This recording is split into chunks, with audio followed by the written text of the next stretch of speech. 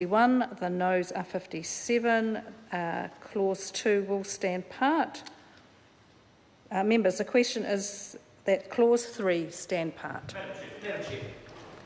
The Honourable Michael Woodhouse. Thank you, Madam Chair. It's my pleasure to talk on Clause 3 of this bill, a relatively straightforward one-sentence statement, which says that this Act, when passed, amends the Residential Tenancies Act 1986, the Principal Act. And I would simply ask this one question. Why? Why on earth are we here amending the Residential Tenancies Act that needs no amendment? Even if the Minister was of a mind to create a regulation-making power, he already has it. It's already there in the Residential Tenancies Act.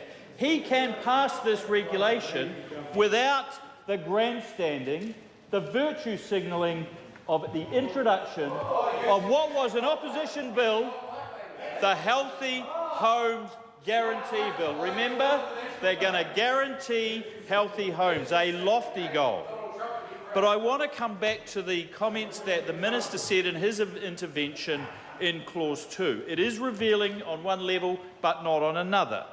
It was in essence why we are doing this. His argument was that the standards that he intends to promulgate go further because it covers other matters. So that could be illuminating to the degree he didn't say it goes further because the standards would be higher.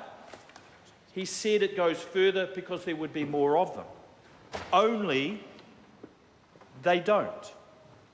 Because every single one of the standards that he intends to amend by the introduced by the amendment of the Residential Tenancies Act are already possible. And that was the advice the Select Committee in the Healthy Homes Guarantee Bill got. That was the advice that was given.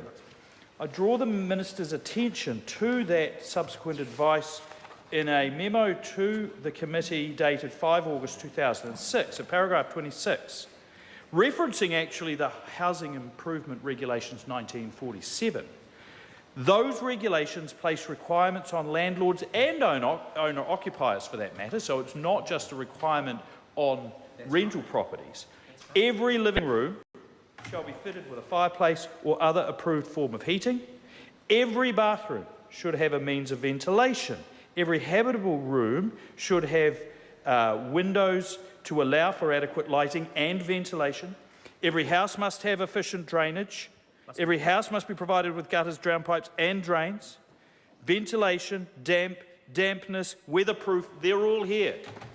And they were augmented and strengthened by the passage of the smoke alarms and insulations regulation that was the consequence of our amendment to the Residential Tenancies Act last year.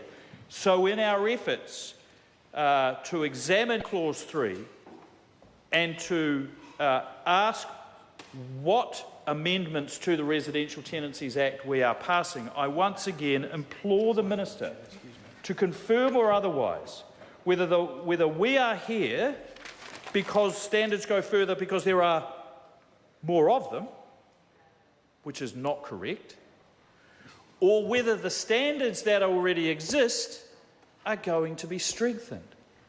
The Minister can sit there and smirk and gloat all he likes, but he was the one that ran around Parliament with the insulation material.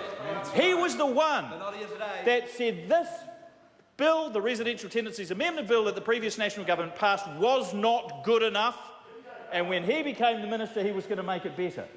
Only he's sitting in the chair. We want to analyse the bill. We want to know how the Residential Tenancies Act is going to be amended and what regulation-making power is going to be given to the Minister so that we can make an assessment of whether that's worthy, cost-effective. It's not clear, Mr Little. It is simple. If it's that clear, please answer this one question. Will the new regulation that the Minister intends to bring about by the passage of this legislation require houses with insulation under the 1978 and 2001 standards to be upgraded? It's a reasonable question. It's not a political question. It's absolutely crucial to our understanding of what we're doing here. So, the member who had sponsored the bill before his party became government said it's clear. I might be a bit slow. Tell me the answer to that question. Honourable Andrew Little. Thank you, Madam Chair. I'm happy to rise to take yet another